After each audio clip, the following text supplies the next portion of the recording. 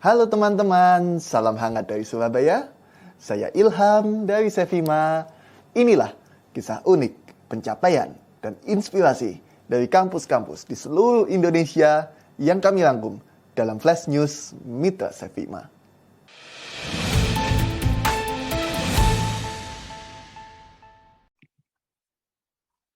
Terima kasih atas kehadiran Ibu Sarah Nadia, Direktur Akademi Kebudayaan Munawwaroh BUN.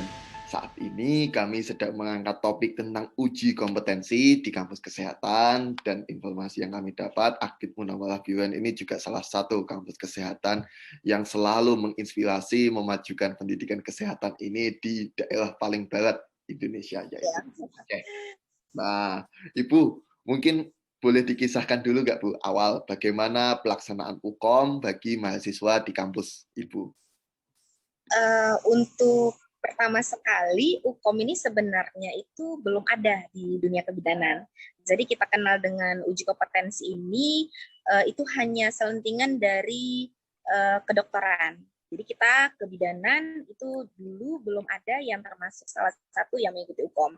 Nah, jadi pada tahun 2014 sudah ada regulasi terbaru. Jadi untuk tahun 2014 yang namanya Akademi Munawwaroh, kemudian yang namanya kebidanan, kemudian yang namanya keperawatan itu sudah mulai diadakan uji kompetensi yang diadakan untuk di seluruh Indonesia, jadi nasional ya. Nah, sehingga pada tahun 2014 itu masih tabu sekali kita untuk mengikuti uji kompetensi gitu ya. Nah, untuk tahun 2014 uji kompetensi ini dilakukan dengan paper based test. Paper based test berarti itu hanya membulat-bulatkan kalau dulu ya tahun 2014. Nah, untuk sekarang alhamdulillah semakin berkembangnya zaman ya, perkembangan zaman, IT juga sudah berkembang, apalagi sekarang sudah 4.0. Nah, sekarang untuk UKOM sendiri sudah dilaksanakan secara CBT ataupun komputer. Nah, jadi untuk komputer sendiri itu sudah mempermudah mahasiswa kita untuk mengikuti ujian. Jadi nggak ribet-ribet lagi yang membulat-bulatkan ya. Jadi mereka konsentrasi, fokusnya pun udah lebih terfokus ya kalau menggunakan komputer tadi. Tapi kalau misalnya untuk yang apa paper based test mungkin kewalahan ya Pak ya untuk membulat-bulat, jadi konsentrasinya bisa terpecah gitu. Nah, jadi alhamdulillah sekali gitu. Nah, sebenarnya UKOM tersendiri ini itu sebenarnya bisa memancing motivasi mahasiswa. Nah, motivasi mereka untuk memperkembang kembali ilmunya. Nah, jadi mereka di sini lebih kalau saya pribadi, mereka lebih berkencar gitu, apa namanya ya, lebih bersaing gitu untuk bisa lulus UKOM gitu. Mungkin kalau dulu ya mungkin lulusan UKOM kebidanan itu hanya ujian akhir program aja yang diadakan oleh kampus. Tapi untuk sekarang mulai dari tahun 2014 dengan adanya UKOM, anak-anak itu kalau dilihat itu dari segi teoritisnya dan dari segi praktikumnya itu sudah balance, artinya seimbang.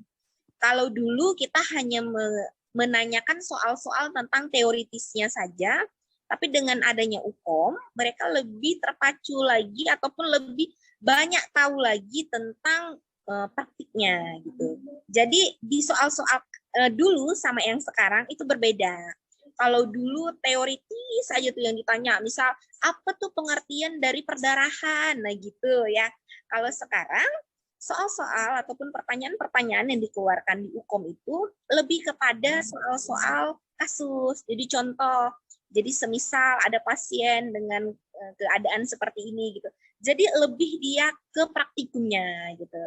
Nah, jadi seperti yang kita ketahui ya, kita basicnya itu kebidanan ini ataupun keperawatan ya. Nah, kita lebih ke skill gitu. Lebih ke skill, bukan ke teoritisnya gitu. Jadi yang diharapkan dari uji kompetensi ini skill dan teoritis itu balance gitu. Jadi kalau dulu mungkin tamatan-tamatan yang kumlot itu teorinya kuat sekali gitu ya. Nah, kalau sekarang yang diharapkan itu bukan hanya teori aja yang kuat, tetapi praktikumnya ataupun skillnya pun sama. Jadi balance dia. untuk apa namanya lebih lebih bagus lagi gitu dari segi pengetahuan pendidikan di kebidanan. Itu aja jawabannya.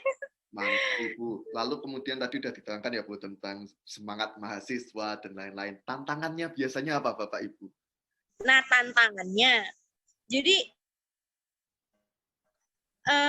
kan udah saya ceritakan tuh tadi, kalau dulu soal-soal yang dibahas itu adalah soal-soal tentang sebatas pengertian ataupun apa yang dimaksud. Nah, untuk membawa mereka itu dari soal yang seperti biasa ini ke soal yang kasus ini yang jadi tantangan bagi kami. Jadi kami mulai merevisi soal-soal. Jadi soal-soal dulu yang kita hanya menanyakan apa pengertian atau apa yang dimaksud, coba sebutkan gitu. Itu semuanya kita revisi kembali dan kita membuatkan tentang soal yang kasus gitu. Nah, jadi kasus-kasus ini pun diharapkan kepada anak-anak mereka familiar. Familiar artinya apa? Kita untuk soal kasus ini ada soal khusus gitu. Soal yang dibuat khusus yang mereka tidak boleh ada yang mengecohkan mereka, tidak ada yang membuat mereka itu ini. Jadi soalnya ini standar gitu.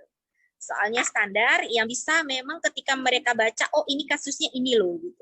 Jangan sampai mengecohkan mereka, loh ini jawabannya kok gini ya gitu. Kalau dulu kan jawaban tuh bisa tuh dari pendarahan itu bisa ke yang lain gitu, ke jalan. Kalau dengan soal kasus itu semuanya sejalan dilakukannya. Jadi misalkan kita memberikan soal apa namanya tentang perdarahan misalnya gitu. Ciri-ciri apa namanya contoh-contoh dari pendarahan pada persalinan itu yang mana gitu. Tidak boleh kita sebutkan di luar, kita sebagai dosen itu tidak boleh memberikan jawaban di luar daripada si pendarahan tadi gitu. Nah, jadi itu menjadi tantangan tersendiri bagi kita gitu. Jadi kita pun udah mulai kembali membahas. Jadi itu semua menjadi masukan kepada kita semua dan menjadi pembelajaran juga bagi kita gitu. Dan kepada mahasiswanya juga tantangan yang mereka hadapi, soal yang mereka kerjakan itu nggak semudah lagi yang dulu gitu. Kalau dulu mereka mungkin menghafal mati tuh satu teori gitu ya. Nah kalau sekarang mereka harus mengingat tuh, oh kalau misalkan metodenya apa, kalau misalkan pembahasannya itu tentang ini, ciri-ciri kasusnya itu seperti ini, permasalahan yang didapat itu seperti ini. Nah mereka harus mengingat sampai sedetil itu. Jadi mereka nggak bisa lagi menghafal Pak seperti dulu gitu. Mantap Ibu. Nah, itu tantangan bagi mahasiswanya gitu. Tadi sudah dijelaskan tentang tantangannya melaksanakan ujian ini. Nah, tips dari Ibu Sarah bagi mahasiswa yang mau ikut UKOM, Bu, apa yang perlu dilakukan? Nah, jadi awal-awal banyak tuh mahasiswa kita tuh alumni mengeluh, lu saya banyak nih nggak lulus UKOM nih, gimana nih gitu ya. Jadi seiring perkembangan, jadi kita baca, kita evaluasi kembali sebenarnya kurangnya itu di mana gitu ya. Oh, apalagi kan yang tahun 2014 itu anak-anaknya memang belum familiar sama sekali. Sehingga tingkat daripada kelulusan itu hanya 50% kita bilang. Hanya 5% gitu. Dengan tingkat soal yang kalau menurut saya itu untuk anak-anak yang belum familiar itu memang sulit gitu. Nah, sehingga tingkat kelulusan pun rendah. Nah, jadi dari situ kita evaluasi bagaimana ini ya caranya ya. Anak-anak pada ngeluh, saya kok nggak bisa lulus UKOM, saya nggak bisa kerja kalau saya tidak punya STR ya. Jadi kan mereka juga dilema ya. Kita pun sebagai yang menaungi pendidikan pun itu juga gimana nih ya caranya gitu ya.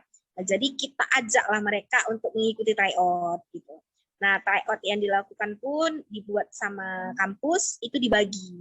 Jadi kita ada mata kuliah khusus yang akan diikutkan untuk UKOM, itu kita bagi. Setiap ada perkuliahan ataupun mata kuliah yang akan diukomkan, contoh bisa persalinan gitu ya, itu harus ada yang dibahas soal di dalamnya. Nah, jadi istilahnya setiap ada materi perkuliahan, jadi sebelum kita melakukan tryout, itu soal setiap kita berjumpa di kelas, itu selalu kita bahas. Baik itu hanya 2 soal, baik itu hanya berapa 5 soal paling banyak ya. Ini paling banyak karena untuk memecahkan satu soal kasus saja perlu pemahaman yang sangat yang sangat lama gitu ya. Nah, sehingga untuk menyelesaikan itu kalau yang 5 kasus itu memang udah terlalu inilah sama mereka gitu ya. Nah, sehingga kita buatlah 1 sampai 2 kasus, kita bahas setiap pertemuan yang ada di kelas. Nah, sehingga setelah kita mau mengadakan ujian, pada saat kita mengadakan ujian, udah ujian akhir semester, nah, semua soal itu kita masukkan ke dalam ujian. Nah, jadi bentuk soal yang kita lakukan itu adalah soal kasus. Nah, selanjutnya pada saat mereka mau melaksanakan tryout, mau melaksanakan UKOM, nah, mau melaksanakan UKOM itu juga kita berikan pembekalan seperti tryout. Gitu. Nah, tryout ini pun diadakan selama 7 hari. Nah, 1 hari itu hanya membahas 25 soal. 25 soal, 1 hari dan 1 dosen. Berarti 1 hari itu kita berikan dari jam 8 sampai jam 12 itu 25 soal. Jadi membuat mereka itu tidak terlalu rumit, terlalu cepat menganalisis. Jadi kita membiarkan mereka sendiri yang menganalisis tanpa kita ajarkan. Gitu. Kemudian nanti ada untuk pertemuan keduanya itu kita mulai dari jam 2 ya sampai dengan jam 5. Nah, itu 25 soal. Jadi sehari ada 50 soal yang harus mereka bahas untuk tryout tersebut tadi. Dan tryout ini dilaksanakan itu selama 1 minggu gitu, Pak. Nah, alhamdulillah dengan adanya tryout atau pembekalan yang kita buat, itu membuat tingkatan presentasi kelulusan itu semakin meningkat. Nah, alhamdulillahnya gitu. Nah, sehingga setiap akhir mau melakukan, mahasiswanya mau melakukan, itu selalu kita adakan tryout ataupun pembekalan bagi mahasiswanya. Gitu. Baik, Ibu Sarah, tidak terasa pesan ini sekaligus menutup perjumpaan kita pada siang hari ini. Terima kasih, Ibu Sarah, sebagai Direktur beserta segenap pimpinan dan sivitas di Akbid BUN. Semoga Ibu, Bapak, dan segenap mahasiswa sehat dan lancar selalu, Bu, UKOM-nya. Iya, amin. Terima kasih juga Pak sudah memilih kita sebagai salah satu ataupun yang diwawancara untuk terkait dengan pelaksanaan uji kompetensi ya. Dan harapan kami juga uji kompetensi ini bukan hanya sebatas menakutkan mahasiswa ataupun alumni ya, tapi sebagai wadah ya untuk meningkatkan skill ataupun teoritis yang didapatkan oleh mahasiswa semenjak dia kuliah. Jadi yang diharapkan itu lebih memperkuat kembali gitu pengetahuan dan ilmu yang mereka dapatkan. Siap, terima kasih Ibu Sarah Nadia. Itu yang saya harapkan. Ya, sama-sama Pak.